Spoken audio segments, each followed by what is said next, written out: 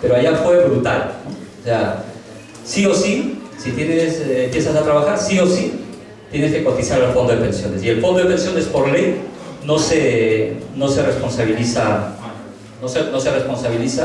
de si ese fondo es rentable o no es rentable. O sea, por ley. Y el gobierno tampoco, el Estado tampoco se responsabiliza de darle una pensión, ¿no? Ahora, dicho esto, en el Perú, el 60% de los trabajadores no cotiza para pensión. El 60% de los trabajadores. O sea, el trabajo informal en el Perú es grandioso, es lo más grande que hay. O sea, lo más grande en el sentido de cantidad. O sea, la mayor cantidad de gente trabaja sin cotizar a la seguridad social, 60%. Y esto, lastimosamente, no lo cuestionan los grandes sindicatos, sino lo cuestionan las AFP privadas que todavía siguen en el mercado. O sea, dicen, oye, pero si estas personas tienen que estar legalizadas porque tienen que cotizarnos a nosotros. Y eso es una cosa que se mantiene, ¿no? Por eso lo permite la Constitución del 93. O sea, la Constitución del 93 le da solidez a todas estas propuestas que, bueno, en el mundo se llaman neoliberalismo, ¿no? Pero le da consistencia a eso. Para terminar, y para que sigas ahí, que nos tiene que contar algo interesante, yo quería reseñarles un poco lo que sucedió con las privatizaciones en el Perú, así para terminar. El Perú, les comenté que hasta el año 80, el Perú estaba gobernado del 68 hasta el 80 por gobiernos militares. El primer gobierno, que fue Velasco, fue un gobierno nacionalista, digamos, ¿no? Que se preocupaba, socializó, dio una reforma agraria, impulsó las cooperativas, tenía un proyecto social más o menos interesante, ¿no? Hasta que Velasco gobernó hasta el 75 y del 75 al 80 gobernó Morales Bermúdez. Entonces, como habían gobiernos previos de corte nacionalista, protectores, las empresas eran básicamente estatales, eran del Estado. Entonces, lo que hace Fujimori, el influjo del consenso de Washington y del Fondo Monetario Internacional, la presión del Banco Mundial, etc., como había una deuda fuerte y una inflación grande, entonces empiezan las grandes privatizaciones. El Estado se empieza a desmantelar. Ustedes se acordarán, las ventas de las grandes empresas en el Perú. Se privatizó el 68% de las empresas y del suministro eléctrico, el 35% de la agricultura, el 90% de la minería. Eso que antes era nuestro se privatizó. El 85% de las empresas manufactureras del Estado se privatizaron y el 68% de los hidrocarburos. La privatización, el conjunto del dinero que se recaudó por privatización fue 9.200 millones, de los cuales ingresaron al Estado solo 6.400 millones. ¿Vale? Y 3.000 millones, la diferencia entre los 9.000 y los 6.000, los 3.000 millones eran gastos que hacía el Estado con consultorías, etcétera, para la privatización. Una corrupción terrible, 3.000 millones.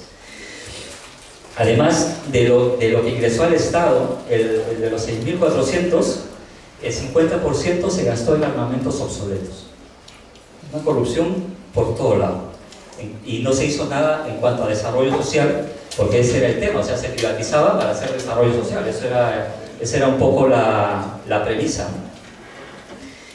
Por ejemplo, la empresa de petróleo del Perú, Petroperú, prácticamente se regaló. Y hoy en el Perú la gasolina es una de las más caras de Sudamérica, a pesar de que somos productores de petróleo, ¿no? Por ejemplo, la gran refinería de La Pampilla, una de las más grandes en el Perú, se vendió a 180 millones de dólares, mientras que esa misma empresa que se vende a 180 daba ganancias de 85 millones al año. O sea, en 2 años el que lo compró recuperaba su inversión millonaria. Las gasolineras, porque allá llamamos los grifos, aquí llamamos gasolineras, le daban al Estado 38 millones al año de ingresos y lo vendieron por 78 millones. O sea, prácticamente lo regalaron. Solgas, la empresa de gas, se vendió en 7 millones, mientras solo sus edificios costaron 5 millones. Solo los edificios de Solgas costaban 5 millones, lo vendieron en 7. 5 años más tarde, los que compraron, que eran amigos del presidente, por supuesto, le vendieron estas mismas empresas a Repsol española por 50 millones. O sea, lo compraron en 7 millones y en 5 años se lo vendieron en 50 millones. Es un negocio redondo. Luego se perdió la única línea aérea que teníamos, que era Aeroperú, que se vendió en 19 millones, y solo las rutas de Aeroperú, la concesión que tenían por rutas, costaba 120 millones. Un robo en todo el sentido de la palabra. Y en cuanto a la minería, por ejemplo, Hierro Perú, que era una de las empresas más grandes de hierro en el Perú, se valoró solo en 23 millones. Solo en 23 millones. Y luego que lo compró, lo revendió en 120 millones a la empresa estatal china Shougang. Centromin, que era otra empresa que estaba en Cerro de Pasco, se vendió en 61 millones, y esa empresa daba 20 millones de dólares de ganancias al año al Estado. O sea, se malbarateó las minas. Por ejemplo, Quellaveco, que es una empresa que era de Minero Perú, se vendió, una empresa de cobre, se vendió en 12 millones, solo 12 millones de dólares, Quellaveco. En Chile, una misma empresa de ese tipo, que tenía en la tercera parte de superficie y de posibilidades de extracción, se había vendido en ese mismo tiempo en 180 millones. O sea, eso es una muestra de la corrupción durante el fujimorismo. Y lo que vivimos ahora en el Perú no es más que la expresión o el florecer de toda esa siembra de corrupción, de barbarie que hubo en el Perú. Lo que vivimos ahora. Ahora el Perú aparentemente es un país, según el Banco Mundial, es un país de ingresos medios, un país que ya no es sujeto a cooperación internacional. Pero en el Perú todavía, en la zona rural, el 60% no tiene acceso a agua potable, por ejemplo.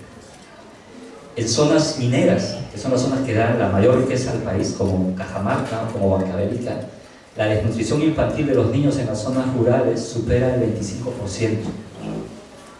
O sea, las cifras que hoy vende el Perú como país emergente, como país casi desarrollado, no se correlacionan con lo que está pasando, sobre todo en las zonas urbanas, en las zonas rurales.